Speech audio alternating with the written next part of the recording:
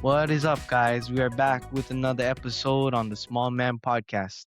I'm here today with a special guest on a special day, my dad, and we're gonna get down, nitty gritty, in the grimy, and see what his journey is all about. Okay, sir, can you please, can you please give us an introduction of yourself, your academy, what belt you currently are, and how long you've been training? All right. I'm Robin.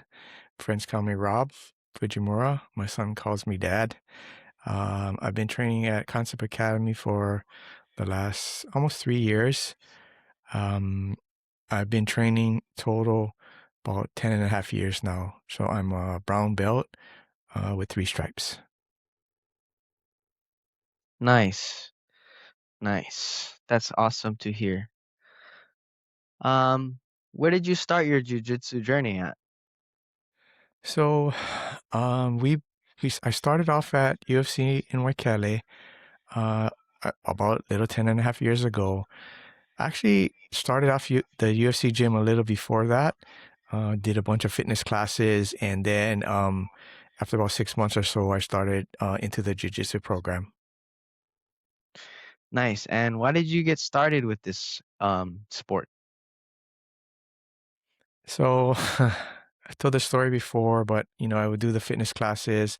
UFC had a fitness class called DUT, so like a daily ultimate challenge where you do a bunch of different exercises. So that class was on Saturday morning, and just so coincidentally, it was outside of the octagon at UFC. So our first coach at UFC Japan saw me training there and said, "Hey, why don't you guys come try it out? Why don't you come try jujitsu out?" So I tried it, and I liked it. So that's where I got started. Great. Do you remember how that first experience was?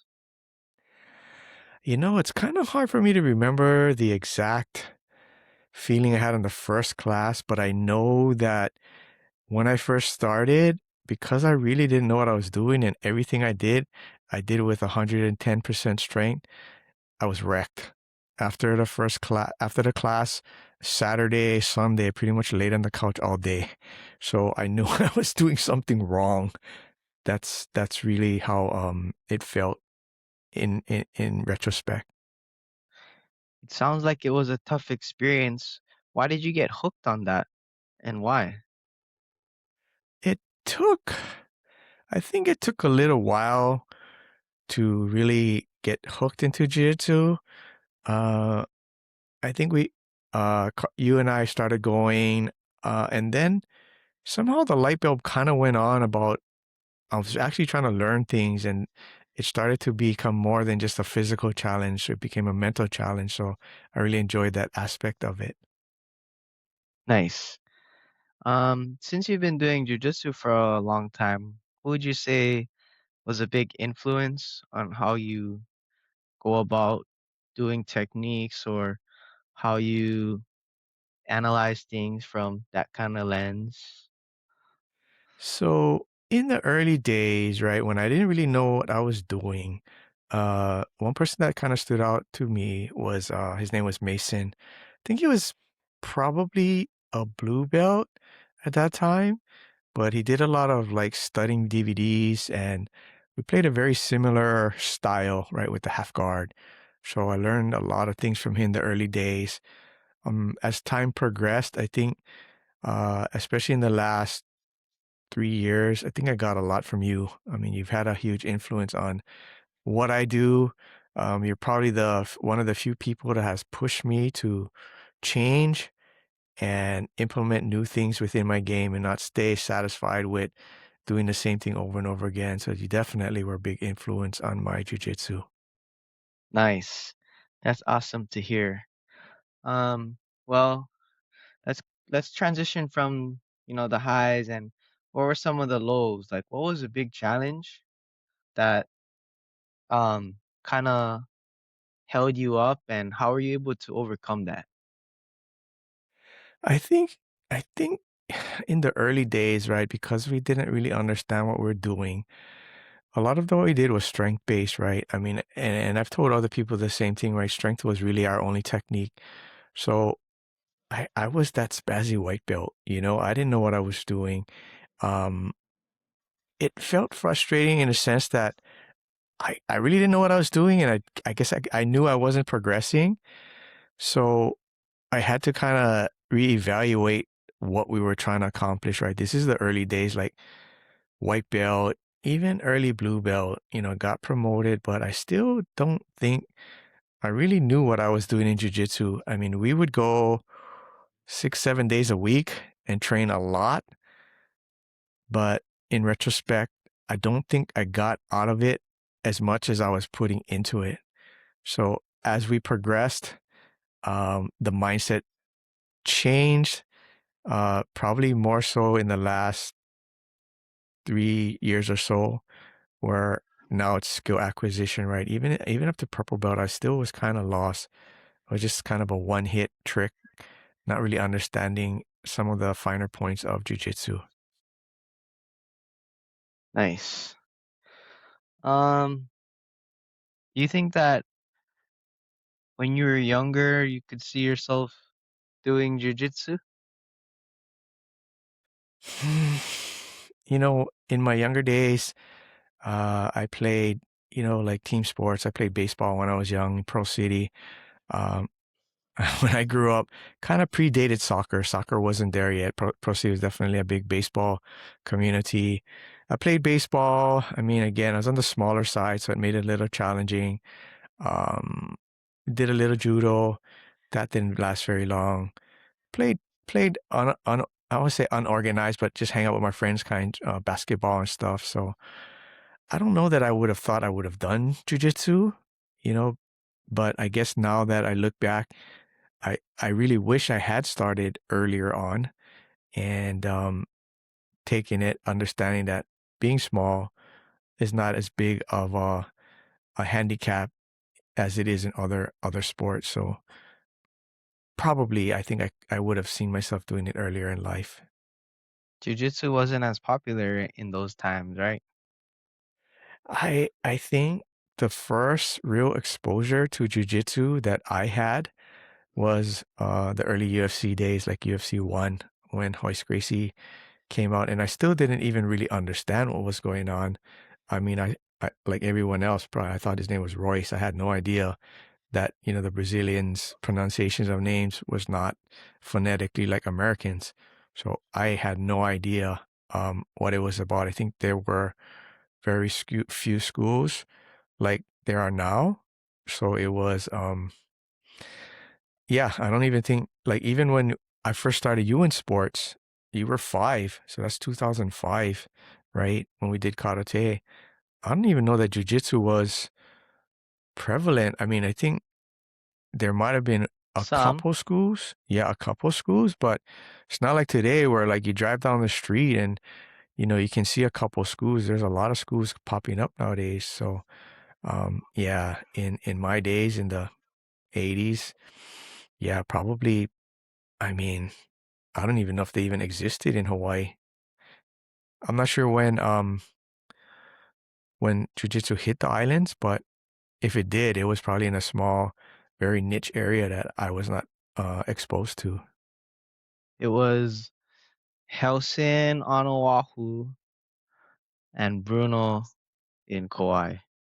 Why? Yeah, yeah. So in a lot of ways, I wish I was involved in those days, but maybe it's a blessing because maybe I might be a boss out by now because I would have been younger and have been going crazier and harder and body would have taken more toll. Yeah. So it started later. So I really couldn't do the stuff that younger, more athletic people would even try to do. Yeah.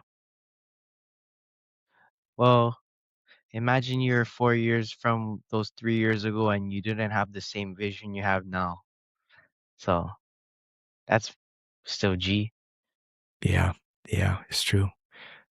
I'm just happy that we did get started and, you know, we got a fairly decent head start. Of course, there's others that started way before us, but I think we're in a pretty good spot as far as when we started and where we're at. Transitioning to the next question. No. Where do you envision? No. Where do you think your jiu-jitsu will be in 10 years? So even as we speak now, right, at this stage, I'm semi transitioning into what I think will be my long term involvement with jujitsu, right? So probably less intense, hard training, a little bit more focused, and you know, I don't say people that I trust, but set partners that I row with. Um, I'd like to do a little bit more coaching, right? So we're official coaches at Concept now. I think the enjoyment for me will become more from helping others and watch others compete and a little bit less of myself. Yeah. Also, even with these interviews of sharing people's stories and journeys, along with, whatever else I can add to it is probably my involvement. I can't see myself being a competitor in 10 years. Yeah. That I don't think that's a reality. Do you have family or friends who train jiu-jitsu? So we, of course, you and I train, right? And in the last couple months, my sisters can't say they're full on training, but we're exposing them to some of it, right?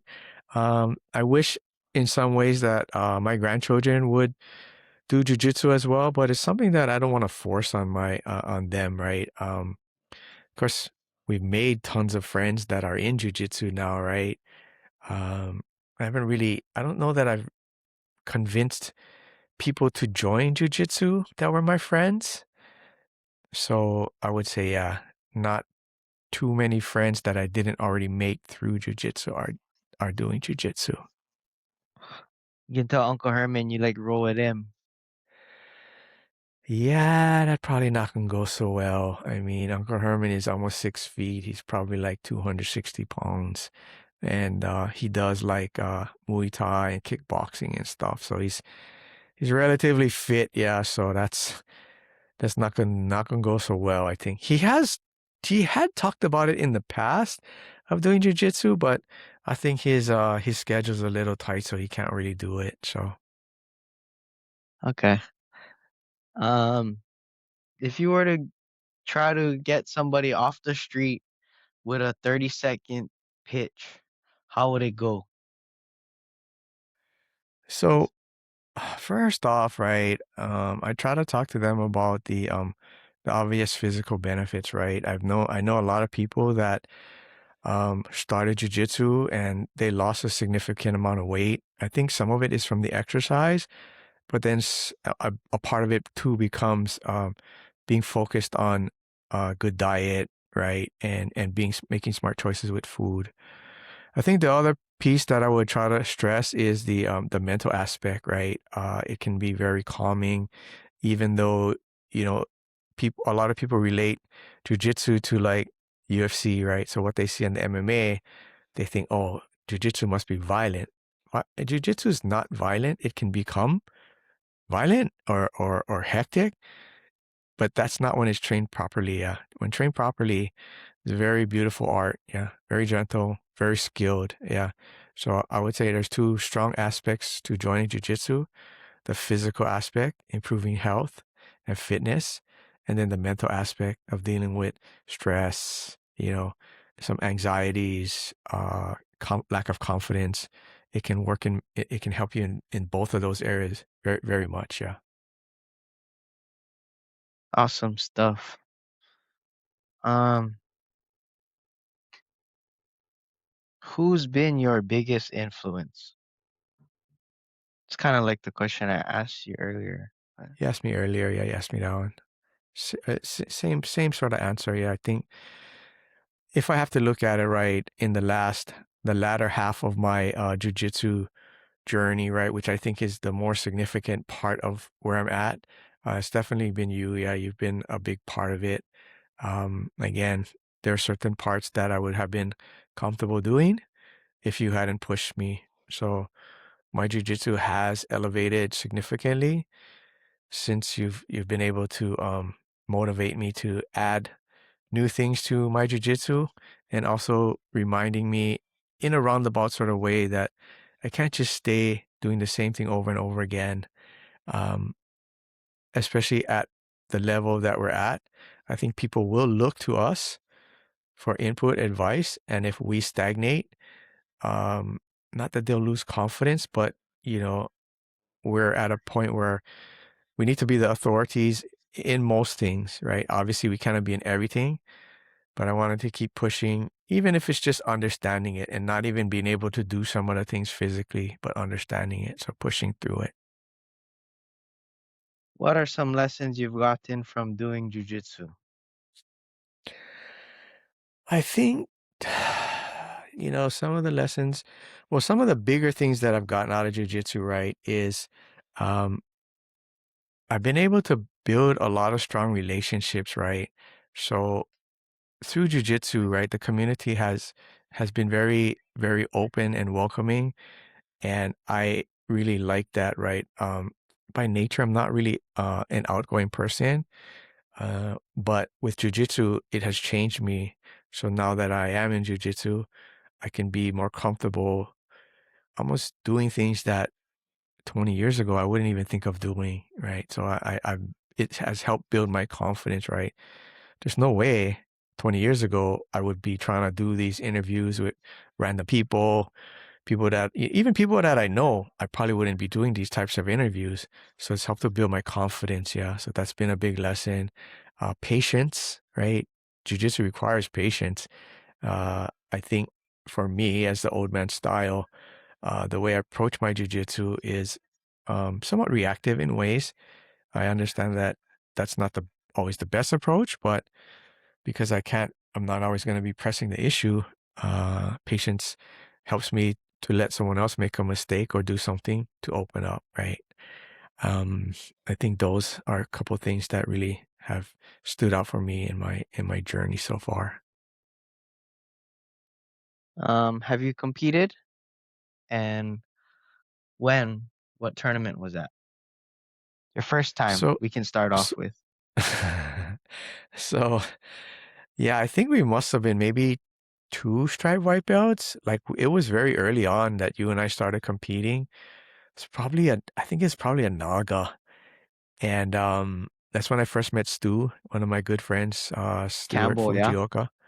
Yeah. So it was him, me, and this other dude. It's three white belts. I remember. I think the guy trained out of Kahala. Kahala.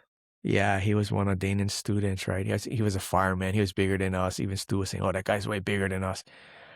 You know, I went in there with the mindset that okay, we're just gonna I'm gonna try to do what I can do, but I really didn't have anything in my bag. I didn't know how to play guard.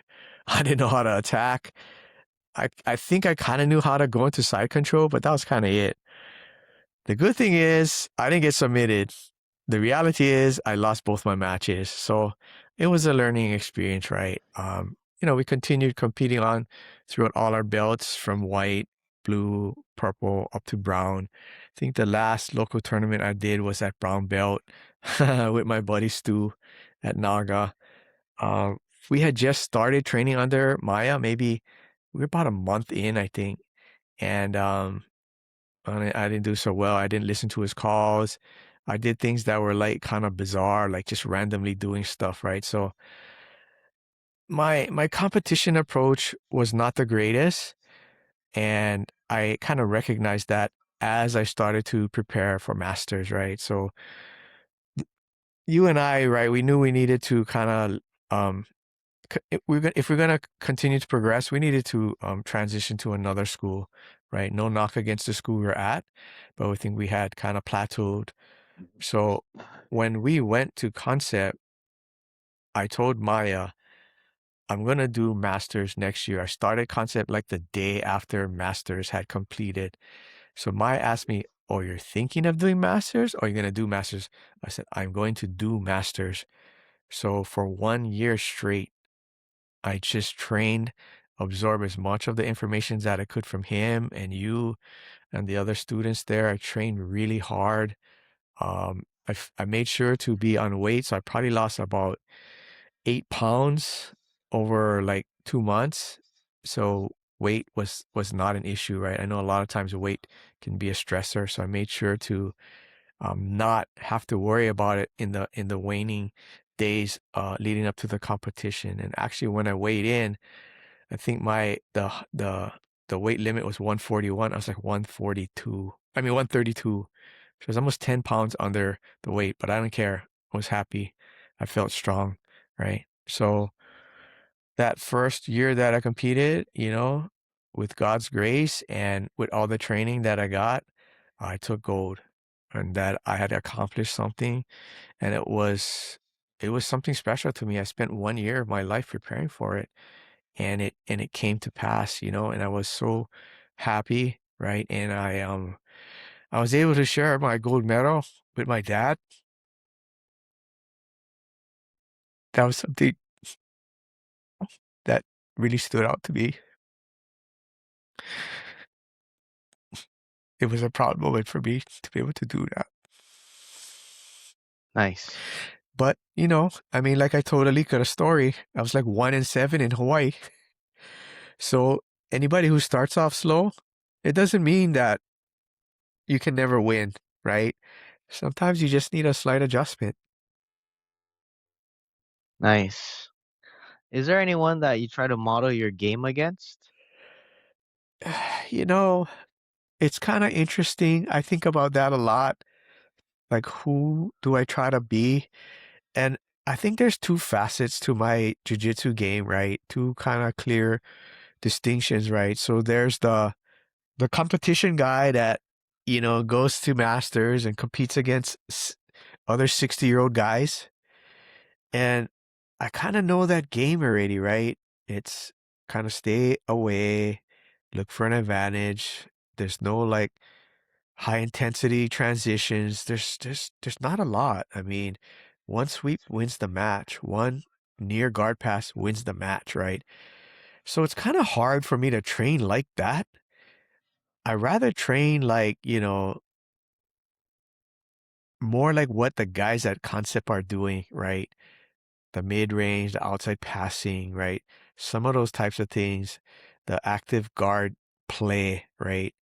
I'm never gonna play X guard at Masters, or it's be pretty rare, or De La Hiva, or Worm guard, or any of that stuff, right? But that's really not what I enjoy training. I don't want to. I kind of hate. I don't want to say hate. Hate's a strong word. I don't like training just for the comp because when I train for the comp, double sleeve, don't let you pass, and this is boring as heck, right? I don't like that. So I like to practice a little bit more wide open stuff, like kind of like what you do, right? That's why you're kind of like, obviously it's not like a high level guy that I follow like Mika or because there's nobody at 63 years old that I can look to that's a high level guy that's training the way that I would train for a comp, right? So I got to look to what you guys do, right? In your guys' 20s and 30s. So that's kind of more what I'm looking to do in my jiu-jitsu. Nice. What is your biggest accomplishment in jiu-jitsu? So, there's different accomplishments I feel proud about, right? Um, obviously winning something at a master's level is good, but I think one of the things that made me proud, right, is that when we were when we were doing our thing in the small man studio and we were impressing on those children, those kids, right?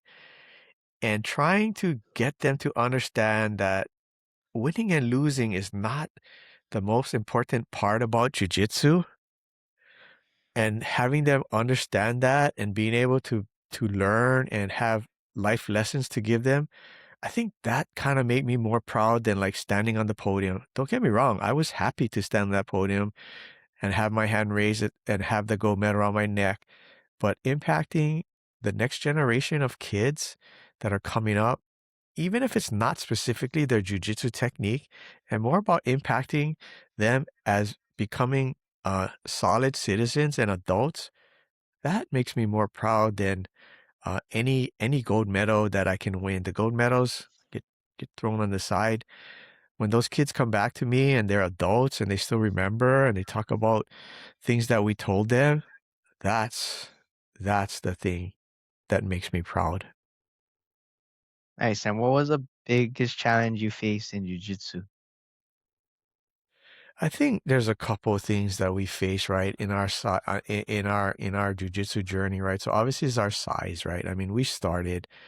I mean, I think Jess is probably the only smaller person at Concept than me, right? And I mean, she's like 30 something, so she can out athletic me all the time. So being small is definitely a challenge. But I think we use that to help model our game, right? As far as what we try to do, right? And of course, being at an advanced age, I can't move as fast as people. I'm not athletic. So if I go with somebody that, goes 500 miles and runs around the side of me, I can't stop that, right? But it's helped me to improve on recovery, how to lock them down, how to prevent them from doing that in the first place. Yeah. So I think that the age and the size have been probably the biggest challenges that I have dealt with so far in my journey. Hmm. What do you do for work? So, with God's grace, I retired early this year, right? But before that, I was in IT for like close to 40 years. I held different roles as a technical person and finally ending up as a supervisor.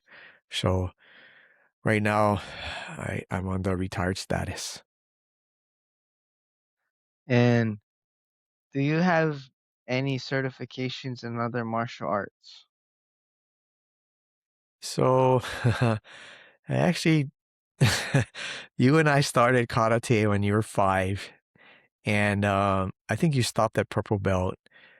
I was close, so I just said I'll stick it out. So I made it first degree at Shotokan Karate. Uh, I think I probably would have continued, but I hurt my hamstring pretty bad, so I couldn't kick anymore. So it kept me out for probably almost a year to like 9 months. Then after that, everything was kind of lost. And I think after that, I think you started playing football. Is around the time you started flag football, yeah? Oh, that was the first time you hurt your hamstring at karate? I think that was part of it. Yeah. I think I didn't stretch properly.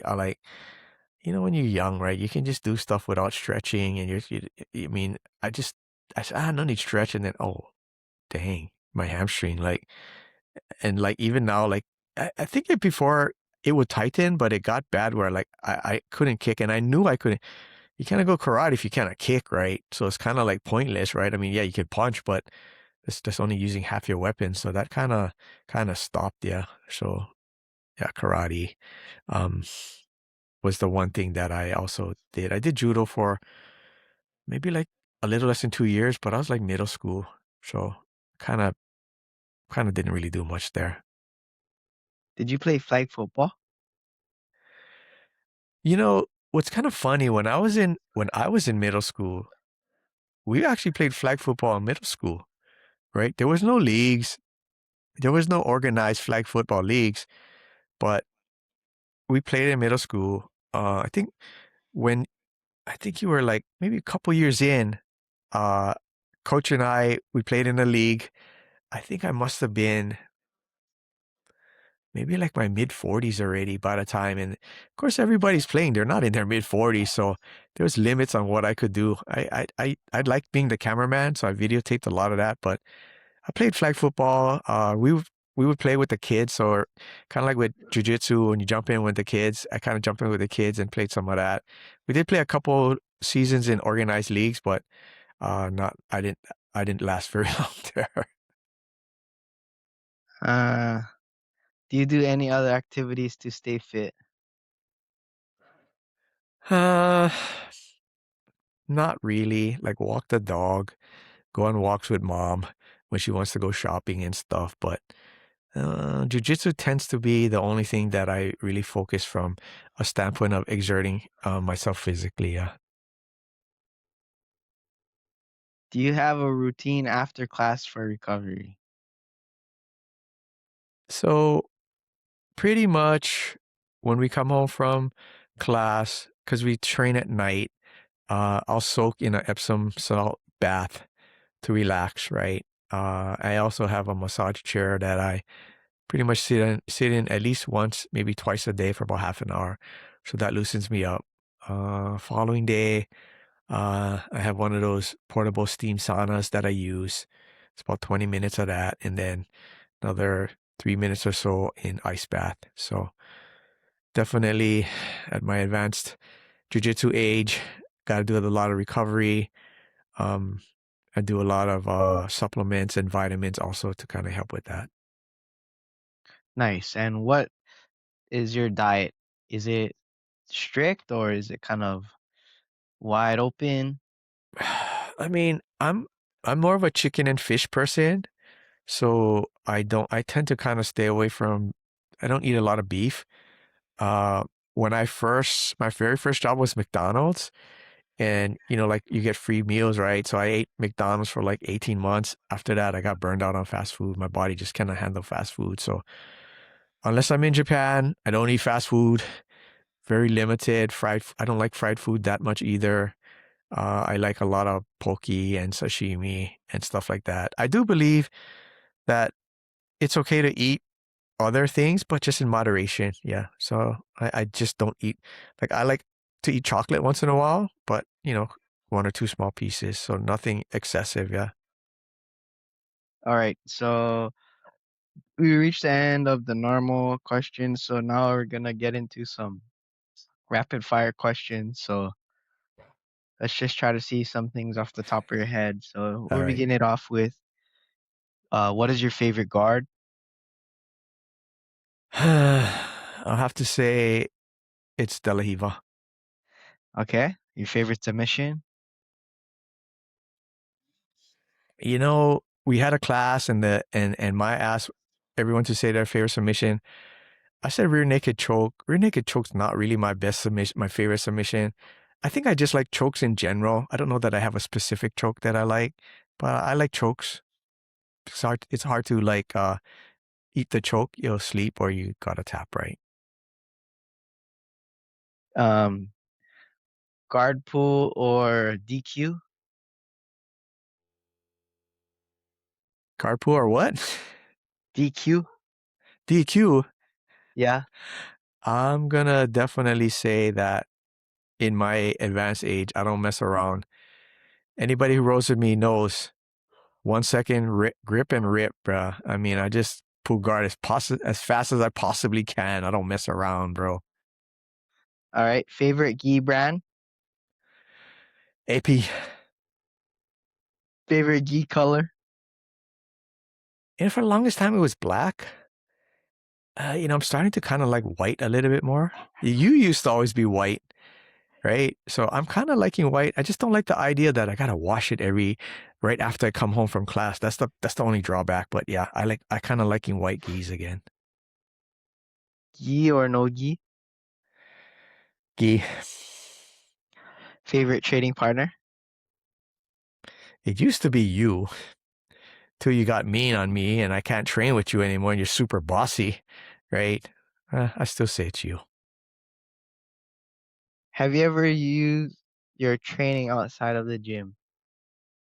No, unfortunately, I haven't. And as I always tell people, right, the first option should always be de-escalation. Use your words to defuse the situation. Best training advice you've ever received? Whew, that's a good one. I think that training or going to training with an objective is important, right? It can be a weekly objective, it can be a daily objective, it can be a positional objective, but don't just blindly go to class, take the class, get a few rows, and go home and get nothing out of it. I did that for many years, and in some ways, I regret not operating in that fashion and only realizing later on in my journey that there could have been more to what I got. Not saying that I got nothing, but I could have got a lot more if I had trained in that fashion. Okay. Favorite post training meal? I normally try not to eat a lot, but poke is probably my go-to food. So I have to say like poke, not poke bowl, just poke. I love poke. Favorite sports team? So I have two. So one, people will say you're a front runner, but I'm not. I like the Dodgers from like the time I was a little kid, right? I liked them when they were bad. The other team, they suck, but I still stick by them. I'm a diehard fan. I'm a Raiders fan. Nice. All right. Well, thanks for your time, sir. That concludes all the questions we have today. Anyone, or any corporations that you would like to shout out? So, of course, first and foremost, right? And we always have to praise the man above, right? We have to give thanks to him as, he is the one that puts us on the path and determines where we're going to be, right? So after him, of course, I got to thank mom because she's super patient with our jujitsu. There were times where we trained 7 days a week. We've scaled back. Uh, I won't say she never complains, but she kind of lets us do what we want with jujitsu, right? I'm super thankful for that, right? I'm thankful for you, bro. Um, you help push me. You help to get me better, right? You tell me the things that I don't want to hear. You're probably the only one that would do stuff like that for me. So I definitely appreciate that, right? Appreciate all the people that we train with, right? Like, all our teammates at Concept, right? Um, there's too many to name. Big shout out to Maya. Maya has helped my jujitsu. Aside from you, Maya has helped my jujitsu grow more than anybody in the last 3 years. The influences he's had, he has a good way of helping me get better, right? Even though like I don't do privates with him or he doesn't sit down and try to break everything down for me. Just by rolling, give me some input has helped my jujitsu grow a lot. He's also helped my mindset significantly from the competition standpoint about how to be mentally prepared, how to focus, what to be thinking about, right? Um, obviously, like Chris and Jay, they helped us get started, right? Niza, all those guys, early days, Larry, Kyle, Ed, they were all around us when we first started. So we cannot forget those guys, right? Even though I didn't get as far as I wanted to, I got farther than I could have by myself. So I'm very thankful for all of those people at UFC that helped me get to the point where I could get further when I jump to the next gym. So I'm not going to forget that, right? Um, Want to shout out to my buddy Ryan, right? We I think we probably started to get to know him probably in the last few years between going to Trickster and the comp classes at Concept, right? We actually competed against each other. I would say purple belt. I don't know if it's early purple belt. I don't know if he even remembers. I know he went easy on me because he could have probably just bust me up, but he went easy on me. But he reached out to me. We talked through it. And hey, he wants to kind of help sponsor us with some of his gear. So shout out to him, bro. Much love to you. Appreciate you. Uh, Appreciate everybody in the jiu-jitsu community that we have trained with locally, on the mainland, even in Japan, right? Much shout out to everybody out there. So I owe a lot. We owe a lot to a lot of people, and I can't name them all, but if you've come in contact with me, know that I'm thankful for that interaction we had. All right, guys. Appreciate you guys listening to my little story here. We're out. Thank you from Small Man, Old Small Man, and Young Small Man. We catch you guys on the next one.